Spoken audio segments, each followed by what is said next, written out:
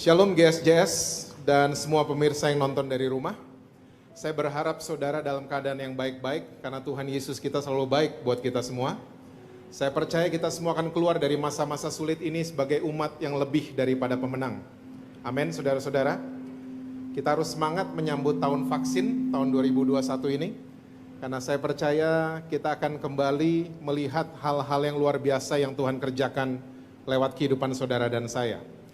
Oke, kita akan langsung lihat Alkitab kita bersama dalam kitab Yesaya pasalnya yang ke-7, ayatnya yang ke-13 dan ayat yang ke-14.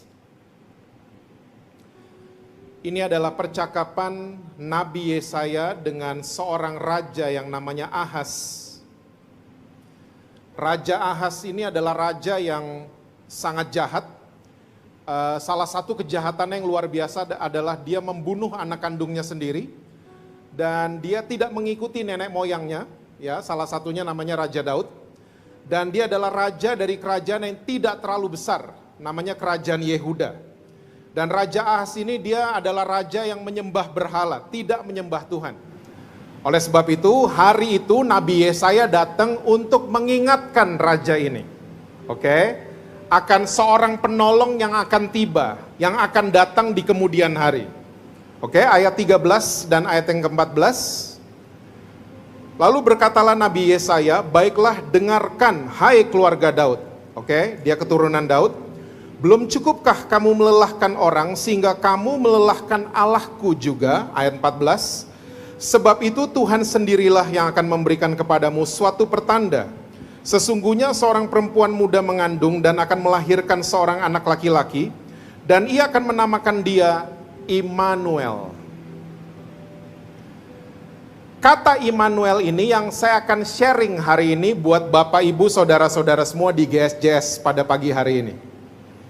Immanuel adalah kata yang sudah sering banget kita dengar. And let me tell you, Immanuel ini bukan slogan, bukan cuman hafalan. Ya, bukan cuman sebuah kata yang sering kita lihat di poster-poster, ya, di jalan pregolan dan lain sebagainya. Immanuel bukan saingannya toko buku Insight, bukan. Tapi Immanuel sebenarnya diambil dari dua kosakata dalam bahasa Ibrani, Imanu dan El. Imanu dalam bahasa Indonesia artinya adalah beserta dengan, bersama-sama dengan, berjalan bersama. Imanu. Nah, El punya pengertian dalam bahasa Indonesia adalah Tuhan. So, kata Immanuel, ya, bahasa Indonesianya adalah Allah berserta dengan kita. Allah berjalan bersama dengan kita. Ya, Allah bersama-sama dengan kita. Dan saya mau yakinkan saudara-saudara, sebenarnya Immanuel sekali lagi ini bukan slogan. Ini bukan merek toko buku. Tapi Immanuel adalah salah satu nature-nya Tuhan. Immanuel adalah salah satu sifatnya Tuhan. Makanya di tengah-tengah keadaan manusia yang sangat jahat seperti Raja Ahaz, tetap aja Tuhan menyertai umatnya. Jadi waktu saudara lagi bikin dosa, ya, asal saudara tahu Tuhan sebenarnya sedang bersama-sama dengan saudara. Kok belaga nggak tahu? Ya, waktu orang lagi selingkuh, waktu orang lagi memutuskan untuk korupsi, waktu orang lagi memutuskan untuk nggak setia sama istrinya, nggak setia sama suaminya, waktu seseorang memutuskan untuk pasang pornografi, saya mau yakinkan saudara, sebenarnya Tuhan sedang beserta bersama dengan orang-orang berdosa sekalipun. Walaupun mereka sedang mengambil keputusan akan berbuat dosa. Karena sekali lagi Immanuel merupakan nature-nya, sifatnya Tuhan. Dia nggak bisa kalau nggak menyertai kita, dia nggak bisa. So jangan pernah ngomong, tahun 2020 tahun yang buruk. Tahun 2020 kayaknya Tuhan nggak ada. Kalau Tuhan izinkan, ya, kita semua di lockdown, ya, bisnis di cut 50%, restoran 50%, sampai gereja harus 50% kehadirannya. Tuhan punya maksud tertentu. Tuhan tetap bersama-sama dengan saudara dan saya. So jangan pernah komplain sama Tuhan. Bilang, Tuhan gak ada. Tuhan gak bersama-sama dengan saya. Tuhan cuma sama Pastor Michael. Tuhan cuma ada sama Pastor Jesse. No. Tuhan ada bersama-sama dengan saudara dan saya. Even kita melewati lembah kekelaman, dia ada di sana. Even kita lagi bikin dosa sekalipun, dia ada bersama-sama dengan saudara dan saya. Karena nature-nya Tuhan itu seperti itu. Dia selalu ingin bersama-sama dengan ciptaannya. Nah, sekarang saya akan sharing 2 event dari Alkitab saudara dan saya. Ya, 2 event besar di dalam Alkitab kita. Yang tiba-tiba Tuhan sepertinya kayak ada distance sama ciptaannya. Tuhan gak mau deket-deket. Dia tiba-tiba pasang jarak. So ternyata distancing ini udah ada dari dulu kala. Oke, ada 2 event besar. Yang pertama mungkin kita gak perlu buka ayatnya, karena pasti semua saudara sudah tahu. Di dalam Kejadian 3. Ini event pertama yang Tuhan mulai jaga jarak sama manusia. Kita semua tahu dari Ayub, dari Abraham dan lain sebagainya, ya, dari proses penciptaan, Tuhan selalu mau dekat dengan ciptaannya. Tapi tiba-tiba di Kejadian 3, waktu Adam dan Hawa baru makan buah itu, Tuhan tiba-tiba usir mereka. Tuhan sepertinya ada jarak sama ciptaannya. Kenapa? Saya selalu bertanya sama gereja Tuhan, sama orang-orang Kristen, kenapa sih Tuhan marah sama Adam dan Hawa? Banyak banget yang jawabannya gini, iya karena mereka makan buah itu. Kenapa sih Tuhan marah? Iya karena mereka gak taat. Kenapa sih Tuhan marah? Iya karena mereka melanggar firman Tuhan. Coba kita breakdown satu-satu ya. Kita breakdown bersama-sama. Saudara bisa baca, saudara bisa sambil baca. Oke? Waktu Adam makan itu buah, saya mau bertanya, Tuhan udah marah belum? Ternyata belum. Waktu Hawa makan, Tuhan udah marah? Belum, surga masih tenang. Taman Eden masih tenang. Lalu Kejadian 3 mencatat, Tuhan mulai berjalan di taman itu. Dan dia mulai cari Adam. Udah marah? Enggak. Dia nadanya baik-baik. Kamu di mana? Ya, masih ingat jawabannya Adam? Saya lagi ngumpet karena saya telanjang. Tuhan udah marah? Belum juga. Tuhan malah bilang begini, siapa yang bilang kamu telanjang? Kamu makan buah itu yang saya larang? Adam? Perempuan.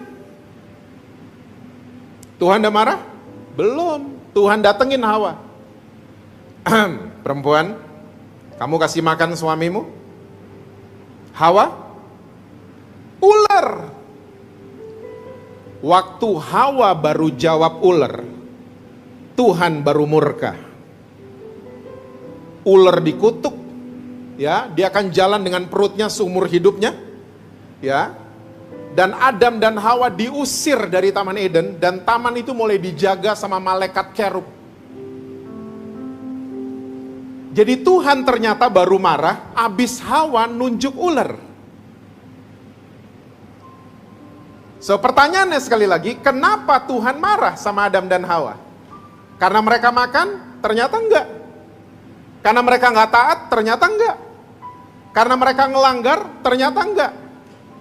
Tuhan marah karena Adam dan Hawa mulai saling menghakimi. Tunjuk-tunjukkan. Perempuan, ular.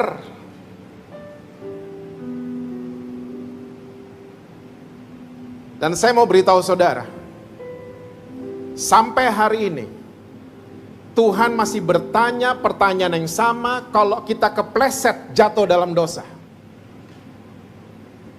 Waktu kita jatuh dalam dosa seringkali kita malu kan? Dan Tuhan masih berjalan ke ruangan saudara, Tuhan masih berjalan ke kantor saudara, Tuhan masih berjalan ke rumah saudara dan tanya, kamu di mana? Dan seringkali kita mulai menghakimi diri kita sendiri dengan mengatakan, saya malu, saya telanjang.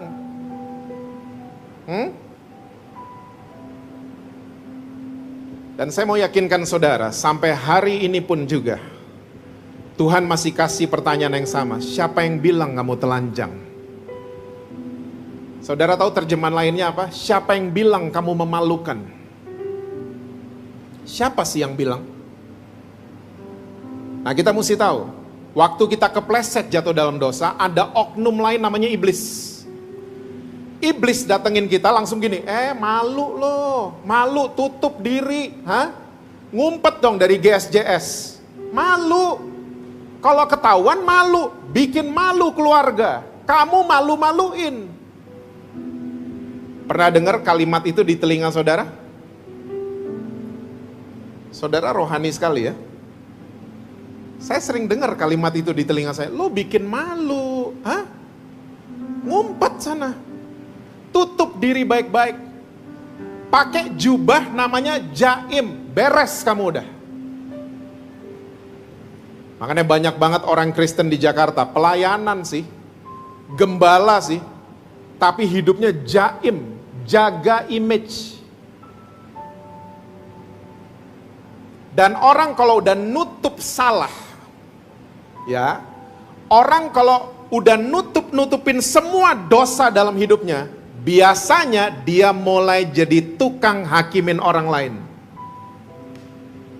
Persis kayak di Taman Eden, sampai sekarang masih berlangsung.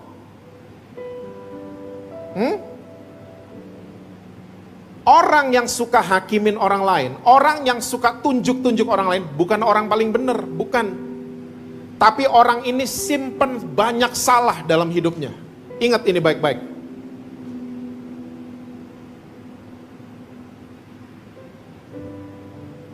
Kita sebelum di lockdown, saya percaya saudara familiar di Surabaya sama cell group.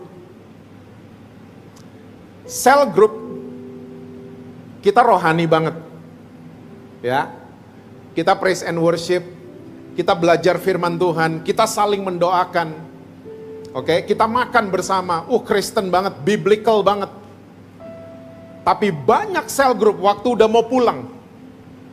Gak tahu saudara lupa atau masih ingat. Waktu udah mau pulang, udah di pagar. Udah jam 10 malam.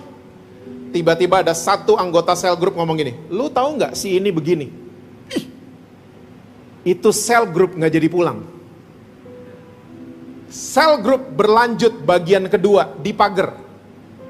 Bukan ngomongin firman, tapi ngomongin orang. Dan we have that kind of energy. Kita punya energi loh kalau ngomongin orang. Padahal besok pagi jam 7 ada meeting di Batu Malang. Ya, jam 6 mesti nganter anak sekolah. But we still have that energy untuk ngomongin orang. Kenapa? Kenapa? Dia kenapa? Kok saudara belaga lupa terus dari tadi? Kita seneng banget kepoin salahnya orang lain.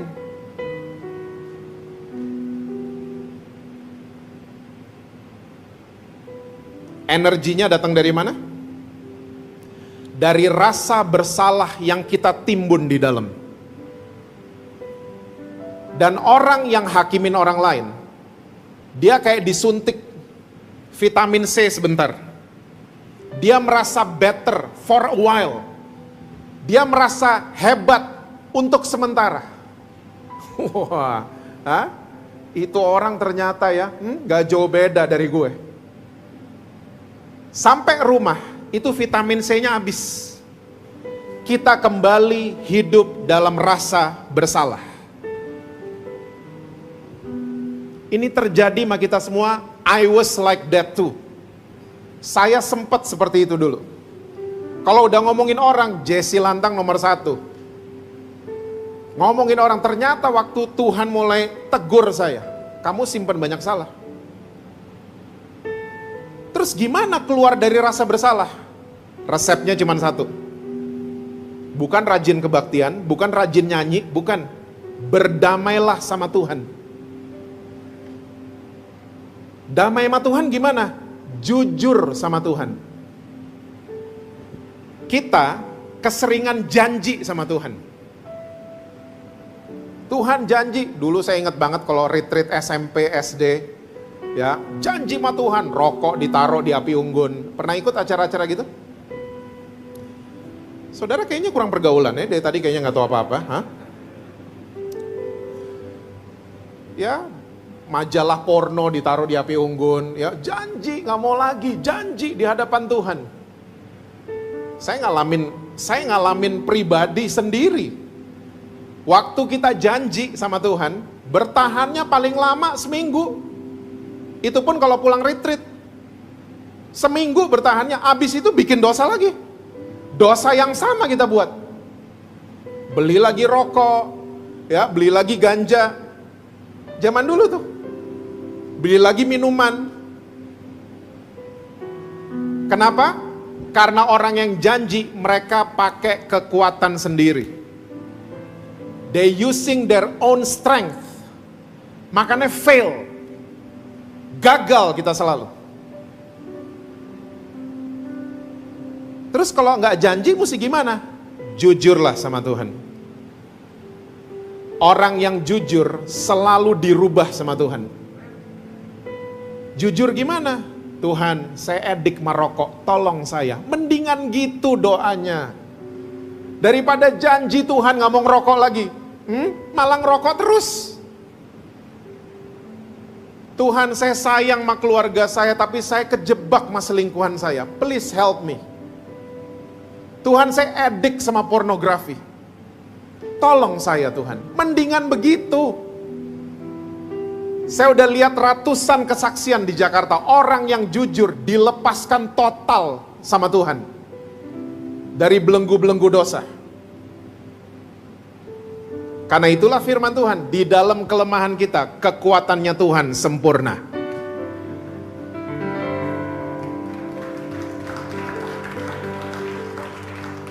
Jangan sok ngerasa kuat lagi. Karena ini adalah event yang kedua. Event kedua yang besar terjadi di Alkitab yang membuat Tuhan distant sama ciptaannya. Nature-nya terganggu. Sifatnya yang namanya Immanuel terganggu. Ada di Keluaran 19. Oke, kita buka sama-sama Keluaran 19.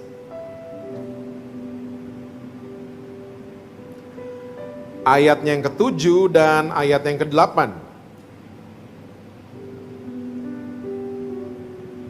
Keluaran 19, ayat yang ke-7 dan ayat yang ke-8. Alkitab bilang begini. Lalu datanglah Musa dan memanggil para tua-tua bangsa itu dan membawa ke depan mereka segala firman yang diperintahkan Tuhan kepadanya. Ayat 8. Seluruh bangsa itu menjawab bersama-sama, segala yang difirmankan Tuhan akan kami lakukan. Lalu Musa pun menyampaikan jawab bangsa itu kepada Tuhan. Oke, ini cerita yang mungkin kita juga udah sering baca, udah sering dengar. Ya, ini cerita waktu hukum Taurat mau disahkan sama Tuhan buat bangsa Israel. Nah ternyata backgroundnya tuh ini. Tuhan mau berfirman, lewat Musa kepada bangsa Israel, dan Musa menyampaikan kepada tua-tua Israel. Dan jelas sekali di ayat ke-8, mereka mengatakan buat Musa, segala yang difirmankan Tuhan akan kami lakukan. Saudara tahu, ternyata kalimat ini nadanya bukan nada rendah hati. Kalimat ini ternyata nadanya boasted. Oh, apapun yang Tuhan firmankan, we will do it. Karena mereka udah pengalaman, semua yang Tuhan suruh mereka lewatin, ya, laut dibelah, mereka ngalamin dulu tuh gini-ginian. Sampai ke poin ini. So mereka merasa apa yang Tuhan katakan, oh kita bisa kok. Tuhan bilang apa? Kasih tahu aja, we will do it. Ternyata nada kalimat tua-tua Israel ini nada sombong. Merasa bisa.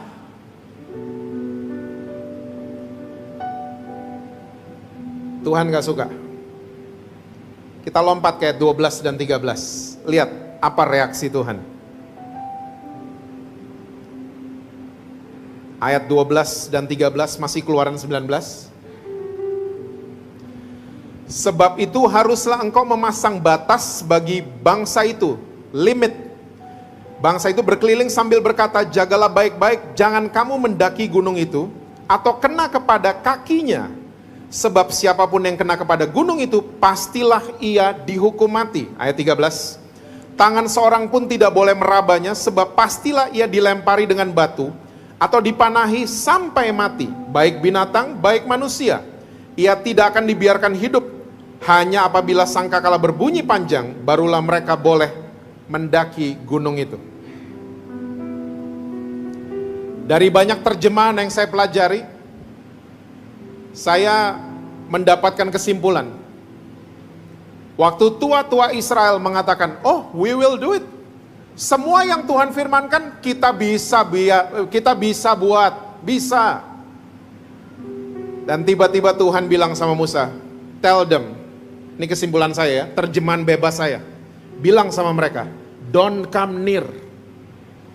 Jangan datang dekat-dekat. Mereka sentuh kakinya aja di kaki Gunung Sinai, mereka mati. Mereka sentuh tangan mereka aja, mereka mati. Mereka bawa binatang mereka juga akan mati. Ini event kedua yang Tuhan tiba-tiba ada distance sama ciptaannya. Karena apa? Orang Israel mulai sombong, ngerasa bisa. Dan penyakit kayak begini sampai hari ini masih berlangsung, cuman di GSJS yang gak ada. Banyak orang Kristen ngerasa bisa. Baru rajin kebaktian, wih kayaknya yang lain udah salah. Sampai adeknya gak pernah ke gereja, wah kayaknya tuh adeknya udah dosa banget kayaknya di rumah. Cuman karena apa? I can do it. Every Sunday, I never miss the church. Oh be careful. Be careful ngomong-ngomong seperti ini. Ngerasa lebih benar dari keluarga yang lain, ngerasa lebih benar dari orang lain. Yang Tuhan firmankan, oh saya udah bikin semua.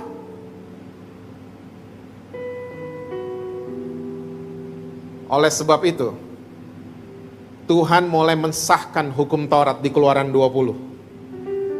Dan saudara tahu, mereka ngelanggar satu, mereka ngelanggar semua. Saudara tahu itu? Hah?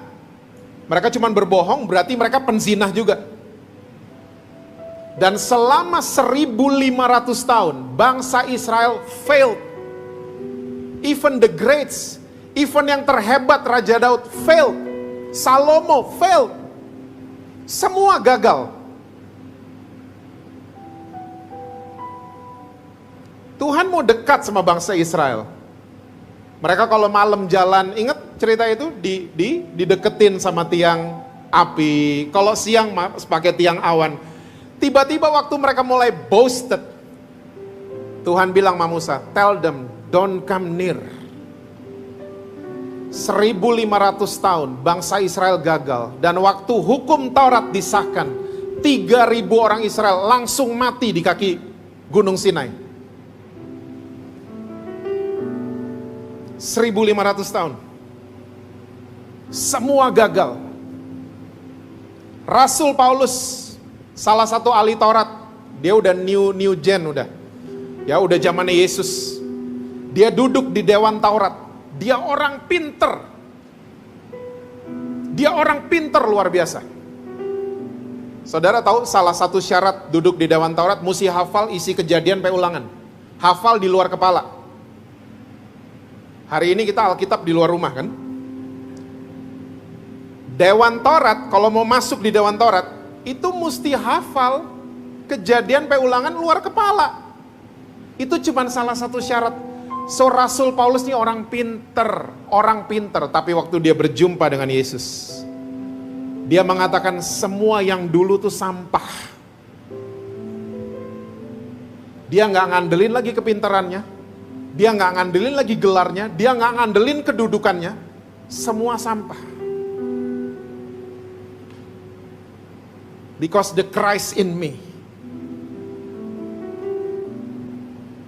Saudara masih ingat anak muda yang dikejar-kejar sama banyak orang tua untuk dijadiin calon mantu? Ada di Alkitab, pemuda kaya dan dia melakukan 10 hukum Taurat. Oh, dia dikejar-kejar untuk jadi calon mantu pasti. Udah kaya, ya, mungkin kalau zaman sekarang, wah, deket sama Tuhan hidupnya. Tapi waktu ketemu Yesus, tiba-tiba ada yang error kan? Yesus bilang, coba, saya udah lakukan semua. Persis sama tua-tua Israel ngomongnya. Saya udah bikin semua. Jangan mencuri, no, I don't steal. Ya, jangan membunuh, no, I don't kill. Yesus bilang, ada satu yang kamu belum lakukan. Nah lo, jual semua kekayaanmu, datang sini ikut saya. Anak muda ini, ya dia nyerah $1 aja gak bisa. Alkitab catat dia pulang dengan sedihnya. Saudara mesti tahu, Yesus gak ada niat untuk bikin anak muda ini jadi miskin. Tidak. Anak muda ini justru mau dibuat double kekayaannya. Hah? Maksudnya Yesus gini, hey, if you have me, you have everything. Lo cuman mau ngandelin, ya, cuman, oh saya bisa kok, saya bisa lakuin ini, saya bisa lakuin ini. You fail. Kamu gagal pasti. Tapi kalau kamu punya saya, kalau kita punya Tuhan Yesus, kita punya segala-galanya.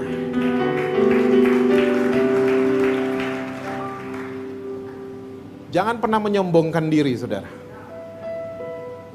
Semua yang kita punyai, itu semua karena the grace of God.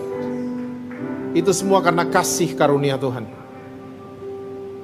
Saya dengan yakin, mau yakinkan saudara bahwa tahun 2020, it was a great year. Tahun 2020 adalah tahun yang luar biasa. Banyak orang, termasuk orang Kristen di GSJS, tapi saya gak pernah dengar. Orang Kristen, Pak ini tahun apa? Hah? Usaha saya hancur dan lain sebagainya. Saya di rumah terus, saya jadi berantem terus sama istri saya. Kena cabin fever semuanya. Saya cuma mau yakinkan saudara. Coba connect ke sumbernya. Reconnect to the source. Datengin Tuhan dengan semua keberadaan kita. Jangan bilang sama Tuhan, Tuhan saya kan udah gini, saya kan nyumbang gereja, saya kan begini, begitu. No, don't do that anymore. Tuhan saya kan udah khotbah 20 tahun, kok Tuhan giniin saya? Don't do that anymore. Datang sama Tuhan dan bilang, Tuhan terima kasih untuk semua yang Tuhan izinkan terjadi dalam hidup saya. Saudara akan lihat transformasi akan terjadi lewat hidup saudara. Jangan pernah nyalain Tuhan. Jangan pernah salahkan Tuhan, karena apa yang Tuhan buat ujung-ujungnya kebaikan buat saudara dan saya.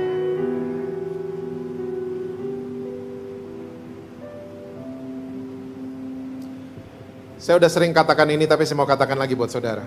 Kalau iblis gak bisa bikin saudara dan saya jadi orang jahat, iblis akan membuat saudara dan saya jadi orang yang ngerasa paling benar.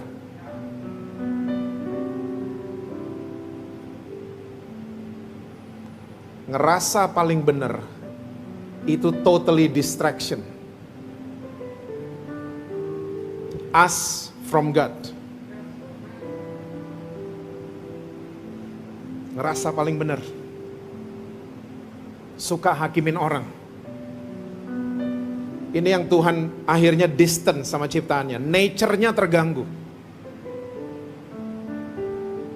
Ingat saudara, sampai di perjanjian baru Tuhan masih kasih lihat kan nature-nya sebagai Allah Immanuel.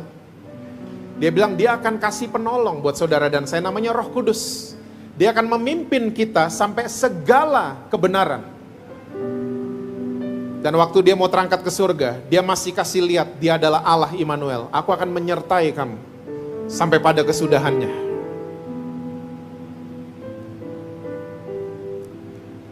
Saya akan tutup dengan cerita tentang grup rock band terkenal dari Amerika. Namanya Bon Jovi. Saudara tahu Bon Jovi? Yang tahu cuman cewek di depan satu, yang lain emang bener-bener loh saudara. Bon Jovi di tahun 89, waktu Rusia Uni Soviet mulai membuka diri, pengaruh Barat boleh masuk. Waktu itu pemimpin Uni Soviet namanya Mikhail Gorbachev, kalau saudara masih ingat. Dia mulai menerapkan ya strategi namanya glasnost dan perestroika. Ini yang membuat Uni Soviet mulai membuka diri. Saudara mesti tahu tahun 60-an, warga Uni Soviet beli rekamannya di Beatles, ditangkap sama polisi. Mereka nggak boleh dipengaruhi sama apapun, makanya dibilangnya negara tirai besi. Nah tahun 89, singkat cerita, Gorbachev mengundang band-band dari Amerika dan beberapa dari Eropa untuk manggung di Lenin Stadium. Headline malam hari itu adalah Bon Jovi. Bon Jovi lagi terkenal tahun 89. Nama acaranya adalah Moscow Music Peace Festival. Di YouTube masih ada. Ya. Nah, waktu mereka mendarat sehari sebelumnya, ya, gitaris band ini namanya Richie Sambora. Gitaris band ini dia mulai iseng, dia bawa casing gitarnya, dia turun ke stasiun bawah tanah di kota Moskow. Dia buka casing gitarnya, dia ngamen. Saudara tahu, gak ada orang Moskow yang kenalin dia. Padahal dia gak nyamar apa-apa, dia cuma pakai topi koboi, ya, rambutnya diurai karena dia gondrong, dia nyanyi. Gak ada yang kenalin dia. Padahal keesokan harinya, acara festival itu tiketnya sudah terjual habis di Lenin Stadium. Keesokan harinya, waktu Bon Jovi headline malam harinya, itu orang-orang satu Lenin Stadium mengelu-elukan gitaris ini. Dia ganteng dan dia jago mainnya. Saudara tahu the moral of the story? Seringkali waktu Tuhan datengin kita di tempat-tempat yang kita nggak duga. Di dapur kita mungkin, di ruang kerja kita mungkin, di mobil kita, di tempat tidur kita, di kamar kita. Seringkali kita nggak bisa ngerasain dia. Kita mesti ngerasain dia di pertemuan besar. Kalau ngumpul hari Minggu baru, wah, ya saya ngerasa tadi hadirat Tuhan. Wah, kok bisa ngerasa? Iya saya merinding tadi selama kebaktian. Kita seringkali ngerasain Tuhan waktu udah ngumpul rame-rame. Tapi waktu kebaktian online, live streaming, saya nggak ngerasa apa-apa. Sama kayak penduduk Moskow lihat Richie Sambora di stasiun bawah tanah di kota Moskow. Itu Richie Sambora loh. Mereka nggak kenalin. Saudara tahu ada pribadi namanya Roh Kudus yang selalu bicara sama kita setiap hari. Mungkin di ruangan kecil di rumah kita, mungkin di mobil, mungkin di ruangan kerja kita. Ingat nature-nya Tuhan, dia Immanuel. Dia beserta dengan kita. Dia mau kasih hikmat, tapi seringkali enggak. Ntar aja hari Minggu. Kita nunggu pertemuan besar, baru kita bisa, I can feel the presence of the Lord on Sunday. No, mulai belajar hari ini. Dimanapun kita berada, Tuhan selalu ada bersama-sama dengan kita. Jangan underestimate His presence. Ingat, awal tadi saya bicara, kita bikin dosa aja dia ada kok. Makanya respect sama Tuhan itu justru habis terima doa berkat. Kita harus respect sama hadirat Tuhan. Jangan cuma di gedung gereja kita respect sama Tuhan.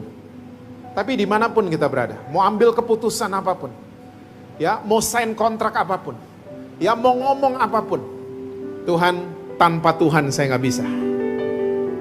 Jangan kita boasted kayak orang Israel. Oh apa yang Tuhan katakan, apa yang saya baca, oh saya bisa kok. Dan kita hidupnya mulai jaim, tukang hakimin orang. Tuhan malah gak suka sama gitu-gituan. Nature-nya itu terganggu. Saya percaya, waktu saudara mulai ambil keputusan berjalan bersama-sama dengan Tuhan, setiap hari dalam kehidupan kita, saya percaya saudara akan melihat hal-hal yang di luar kemampuan kita. Apa yang gak pernah kita bayangin, yang gak pernah kita pikirkan, justru Tuhan akan berikan buat saudara-saudara. Amin saudara-saudara, karena dia sekali lagi dia Allah Immanuel. Tuhan berkati saudara-saudara semua, selalu sukses dengan apapun yang saudara lakukan.